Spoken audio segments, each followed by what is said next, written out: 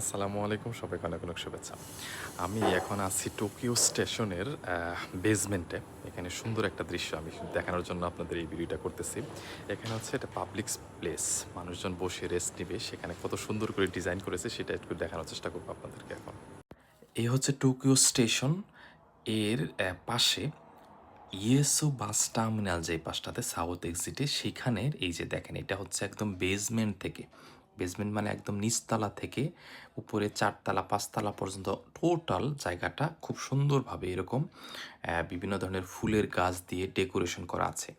মাঝখানে হচ্ছে সাকুরার সিম্বল এবং এটা এতটাই আপনার পরিপাটি সুন্দর দেখতে যে আপনি চোখ ধাঁধানো একটা সুন্দর ডিজাইন।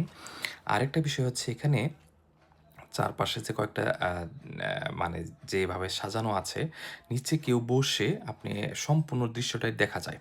এটাকে বলা হয় হানাসাকা স্কয়ার।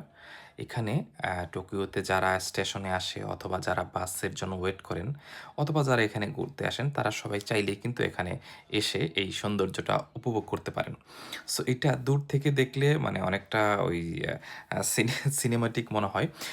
এটা কেন বললাম দেখেন, এদের জাপানিজদের যে কি মানে মনোভাব।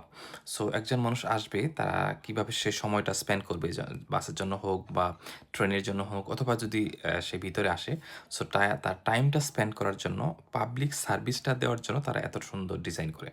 আর যদি এটা নিচ থেকে দেখেন তারপরেও কিন্তু এই যে দেখেন আমি দেখাচ্ছি, এটা যদি নিচ থেকে দেখেন এর আরও সুন্দর লাগে।